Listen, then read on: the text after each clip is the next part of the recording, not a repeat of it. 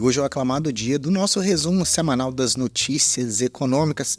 São notícias que eu separo dia a dia aqui das mais importantes que eu vejo, que é importante que, para você como investidor, fique atento para você tomar melhor as suas decisões e não ter a sua carteira de investimento com rentabilidade negativa. Hoje a gente vai falar sobre lucro, então, lucro da Magazine Luiza pelo terceiro trimestre consecutivo e o que explica uma ação do Mercado Livre custar mais de $1.500. Vamos analisar se vale a pena investir no Mercado Livre? O MXRF também comprou mais cotas de um fundo imobiliário. Vamos ver o que isso impacta nos investimentos. A gente vai falar sobre a inflação, sobre a taxa de juros, sobre o Banco Central, sobre a taxa Selic também. Isso vai impactar diretamente nas suas escolhas dos investimentos. E hoje é 9 de agosto de 2024 e você está assistindo o Investidor Classe Média. E nos últimos 5 dias, depois de um susto na segunda-feira, onde teve Circuit Breaker lá no Japão, onde eu fiz vídeo, vou deixar aqui para vocês assistirem, que é importante essa quebra do mercado, esse susto todo que a gente tomou. O Ibovespa segue numa alta de quase 1% no acumulado dos últimos 5 dias. Quem acompanhou isso também foi o índice das Small Caps, esse ETF marcado pelo Small 11, que reúne as empresas de menor captação de mercado, porém mais negociadas na Bolsa de Valores, com uma alta de quase 4%. Essa volatilidade é esperada, esse sobe e desce devido a situações macroeconômicas no mundo e devido à nossa situação aqui no Brasil. Apesar disso, 2024, os primeiros 6 meses do nosso querido ano de 2024, vem sofrendo com uma saída dos estrangeiros da Bolsa de Valores, e isso torna o nosso índice muito mais volátil e as ações da sua carteira podem estar sofrendo, o que pode mostrar também alguma oportunidade se as empresas que você tem investido são empresas boas. Então fique atento para aproveitar e retirar aquilo que não presta da sua carteira e deixar os bons ativos sem ficar fazendo sardinhagem e giro de carteira todo mês. Não é isso que eu quero dizer. Eu quero dizer que para você reorganizar com ações mais protetivas, que a volatilidade vai diminuir. E muita gente se pergunta ainda, com essa volatilidade toda, com essa queda do Ibovespa, falas dos governos, Circuit Breaker, mercado americano bagunçado, vale a pena investir na nossa Bolsa do Brasil aqui? Em termos de preço, PL 7,4 vezes, isso mostra que você colocando R$1.000 hoje, daqui 7 anos você vai rever isso, e isso mostra um PL historicamente muito baixo. A bolsa nunca esteve tão barata assim para poder investir nos ativos que estão ali, devido também a essa negatividade do cenário econômico. Então isso abre uma oportunidade para quem enxerga renda variável no longuíssimo prazo. Vários gestores têm reafirmado que a gente só consegue ver realmente os frutos dos nossos investimentos na Bolsa de Valores em si, quando se passa de 7, 8, 9 anos investindo. Mais curto prazo, você vai ter que buscar outros tipos de investimento, como Selic, como IPCA+, como investimentos em renda fixa. A renda variável, apesar dessa volatilidade, tem mostrado um crescimento muito interessante, uma rentabilidade que eu sempre mostro aqui, quando se espera uma rentabilidade que vence todos os outros indicadores. A gente tem que o Copom não hesitará em elevar a taxa Selic caso seja necessário. Isso é uma conversa que está acontecendo, porque quando você espera que a taxa Selic aumente, isso serve para frear um pouquinho a inflação, que vem subindo. Vou mostrar dados sobre isso, porque nós temos uma meta da inflação para poder seguir, do Conselho Monetário Nacional, que a gente vai conversar sobre isso, de 3%. Enquanto a gente não chega nesses 3%, o nosso Banco Central não pode deixar a taxa Selic baixar muito. Por quê? Porque se eu baixo a taxa Selic, tomar juros fica muito mais fácil, as empresas se aquecem, o mercado se aquece. Quando o mercado se aquece e o consumo se eleva, a procura por aqueles produtos fica mais concorrida. O que acontece com os preços, pessoal?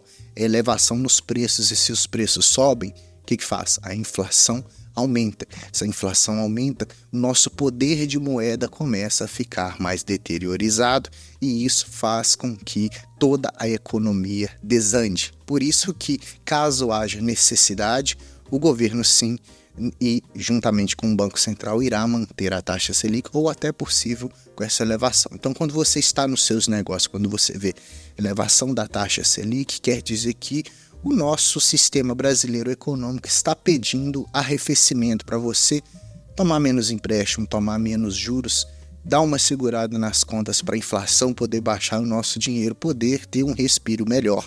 E essa manutenção da taxa Selic em 10,5%, de certa forma, deixa o governo meio alvoroçado, porque, por um lado, ele tenta diminuir a inflação, por outro lado, isso não acontece porque temos também uma certa dependência do mercado do exterior, e isso causa interferências ou tentativa de interferências do governo no Banco Central. Só que, segundo até mesmo Galípolo, que foi um indicado do governo atual para presidir no futuro o Banco Central, ele diz da seguinte maneira, que pelo menos o Banco Central não seja uma fonte adicional de volatilidade e que o mercado, os agentes e a sociedade possam entender que o Banco Central está vendo e tentar não ser o Banco Central uma fonte de surpresa a partir dessa reação e dos dados que estão chegando, tá, pessoal? Isso quer dizer que, por mais que o governo atual sinta a necessidade de interferir nas decisões, tanto aqui quanto nos Estados Unidos, o Banco Central ainda se vê de uma certa forma mais blindada, tá? De forma explícita, o aumento da taxa básica de juros é uma alternativa em aberto. Pode ser que aconteça,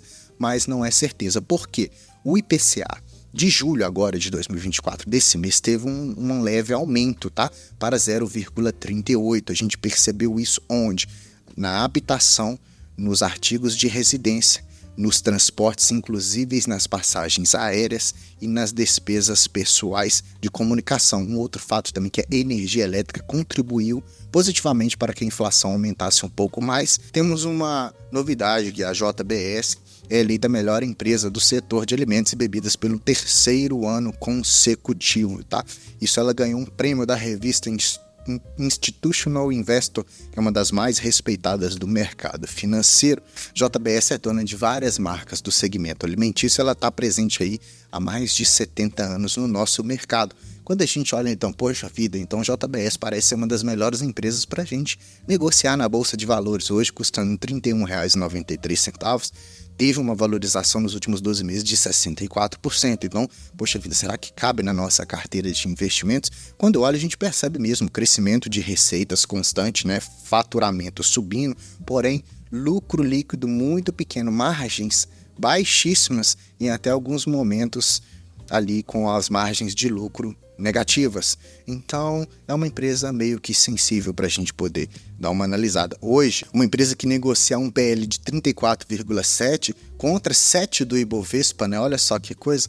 34 é um valor exorbitante de preço-lucro para pagar para uma empresa de alimentos, a meu ver. Não sei se você concorda comigo, pode deixar aqui nos comentários. Para assim, você paga 34 vezes o lucro para ela te oferecer 11% de margem bruta e 0,5% de margem líquida através de tudo aquilo que ela vende. Apesar disso, tem um crescimento de lucros, um crescimento de receitas interessante, mas, a meu ver, uma empresa que está extremamente cara. Uma outra coisa que a gente precisa olhar também, que não só a JBS, mas a Minerva Foods e a Marfrig também tem um PL bastante distorcido da normalidade das empresas que a gente costuma analisar aqui no canal. Você pode ficar de olho, tá? O que a gente precisa analisar aqui também, todas elas têm uma margem muito pequena, então um segmento, um ramo onde ou as empresas estão apenas investindo para expandir os seus negócios cada vez mais e com isso elas permitem ter uma margem pequena, ou realmente o segmento sim tem uma margem expressamente muito pequena. Fica fora do meu radar essas empresas. Ao contrário dessas margens pequenas, a gente tem o Mercado Livre. Mercado Livre esse negociando a $1.776 por estoque, por ação. Porque o Mercado Livre dispara em Nova York após dobrar o lucro no segundo trimestre de 2024. O Mercado Livre começou lá em 1999 e vem subindo todos os seus fatores de crescimento. Vamos dar uma analisada neles aqui. A gente tem um volume bruto das mercadorias vendidas pelo Mercado Livre, vem aumentando. Inclusive de 2016 até 2023, passou-se de 8 para 45 bilhões de dólares, em um crescimento de 28% anual composto. Tá? Isso também ele mostra um descolamento de market share dos seus competidores, sendo uma das melhores empresas para poder se vender produtos aqui na América do Sul, tá, pessoal? Os itens enviados pelo grupo Meli também, pela sua própria logística, vem crescendo cada vez mais. Outra coisa que cresce muito são os itens despachados em até 48 horas, então você compra rapidamente, ele já está na sua casa, dependendo de onde você mora. E tem também uma coisa importante, que é a diversificação agora das suas receitas, que visa, além de Brasil, Argentina, México e outros países, a diversificação das receitas em produtos e serviços, né? Como serviços de crédito, serviços com a fintech, serviços comerciais e outros serviços de forma online, tá, pessoal? Com isso, o que nós temos de números do Mercado Livre que justificaria essa ação custando mais de $1.500? A gente tem um crescimento de receitas no último ano 42% maior comparado ano a ano, e no Brasil um crescimento de 51%. Então o Brasil tem uma receita muito forte sobre o Mercado Livre. A gente também tem apesar de uma margem mais comprimida agora pela questão da Argentina, a gente tem um crescimento também das suas margens no longo prazo, lucro líquido 103% maior do que o ano passado. Então o lucro praticamente ali dobrou com relação a isso, né? Então, resumindo o Mercado Livre em números, o que eles têm para esse segundo trimestre de 2024? Volume bruto de mercadoria somando 20% de crescimento com 12,6 bilhões de dólares, tá? Itens vendidos, 420 milhões de itens vendidos, aumentando também 29%. Aumento também no volume total de pagamentos realizados pelos aplicativos em 36%. Um portfólio de crédito pelo PagBank 51% maior, com 4,9 bilhões do seu portfólio. A gente tem receita e margem líquidas crescentes, 42%, com 5 bilhões em receitas. As receitas vindas dessas operações de crédito somam 726 milhões de dólares, e somando um lucro final do trimestre de 531 milhões de dólares, com um fluxo de caixa livre ajustado de 678 milhões de dólares. Então, um crescimento muito robusto, um crescimento perene, só que pagar 80 vezes lucro para uma empresa dessas, não sei, não faz muito parte do meu sentido. 26 vezes o preço pelo seu valor patrimonial para ela te entregar ali 48% de margem bruta, 7% de margem líquida e um ROI de 33%, um ROI bem interessante. A meu ver, nós temos empresas mais interessantes para poder dar uma estudada. Não é recomendação de investimentos, mas eu preciso que você comece a associar esses números, porque além de ser uma excelente empresa, sim, temos que ver se o preço não está esticado demais. A meu ver, está esticado demais tanto o preço da estoque lá fora, quanto o preço da BDR aqui, que é a Meli 34, negociada a R$ 84,50. De qualquer forma, quando a gente analisa a sua rentabilidade nos últimos 5 anos, Mercado Livre cresceu 366 pela BDR aqui no Brasil, Meli 34, 229 pela ação negociada no mercado americano, que deixou o S&P, o Ibovespa no chinelinho, tá, pessoal? Então, por isso que esse alvoroço todo pelo mercado e pelo Mercado Livre vem tornando cada vez mais cara esta ação. Vamos falar agora de Magazine Luiza. Grande esperada Magazine Luiza, que reverte prejuízo e chega ao terceiro trimestre consecutivo de lucro. Todo mundo se perguntava quem seria a nova Magalu. Será que a Magalu será a nova Magalu novamente? Olha só, em 2021, um pouquinho antes, chegou a ser negociada a R$ 255,70, hoje custando R$ 12,54. Teve uma perda de 95% no valor das suas ações. De qualquer maneira, apesar de todas as dificuldades, Magazine Luiza vem crescendo cada vez mais as suas receitas, porém os lucros, assim como o JBS, assim como várias empresas de varejo, vêm com uma margem muito pequenininha de lucro. Você pode perceber demarcadamente aí vários trimestres de prejuízos contábeis, receita muito alta e prejuízos na hora de analisar o lucro, que é o interessante para o investidor, tá, pessoal? O executivo disse que a companhia se preparou para dar lucro em um ambiente de juros elevado, que é o que está acontecendo agora. Óbvio que se os juros caírem mais, a gente vai se beneficiar, mas mesmo com a taxa ainda mais elevada, estamos superando nossos objetivos e contornando essa situação dos juros elevados, ele afirma, né? Então, os destaques positivos desse trimestre de Magazine Luiza foi o quê? Foi Quando a gente olha as vendas totais, incluindo lojas fixas e e-commerce com estoque próprio e marketplace, cresceram 4,5%, crescimento de 14% nas lojas físicas. Então, o pessoal voltando a sair para comprar na rua, que é mais legal e interessante, né? Com isso, tem uma expansão da sua margem bruta de 30,9, aumentando 2 pontos percentuais, tá? Então, a margem dela que é 30,9. A receita de serviço apresenta um crescimento de 11,2 e contribuiu para a evolução da margem bruta. Então, vendeu-se mais, a margem aumentou um pouquinho, coisa que a gente viu lá naquele outro gráfico, né? Em relação às despesas não recorrentes de reestruturação e integração diminuíram de 160 milhões para 2,6 milhões. Então, isso ajuda a dar um respiro nos seus lucros também. Crescimento de 61% no seu EBITDA, capacidade de geração de caixa, foi para 710 milhões, tá? Com uma margem de 7,9%. Ok? O lucro líquido ajustado foi de 37 milhões, revertendo um resultado negativo que a gente tinha anteriormente. Hoje, custando R$ 12,54, você vai pagar um preço-lucro negativo, que também não é interessante, porque quando a gente analisa aquelas épocas que a empresa deu prejuízo, ainda não foi o suficiente para poder dar um arrefecimento nesses números. De qualquer forma, ela é negociada abaixo do seu valor patrimonial ali, de tudo que ela tem como patrimônio, tá, pessoal? Tem ROI negativo, tem um crescimento de receitas, mas os lucros ainda impedem de ser uma excelente empresa, mas ela está se reestruturando aos pouquinhos. Se a gente dá uma olhada na sua margem bruta, a gente vê que teve uma queda por um longo período e agora está se restabelecendo, né? O governo tentando segurar a inflação, com o governo tentando dar uma melhorada nos números da economia e outra coisa, com a taxação das lojas de varejo do exterior para fomentar o comércio interno, talvez melhore mais esses números. Então esse é o cenário macroeconômico que a gente tem em geral do que aconteceu nessa semana com as ações.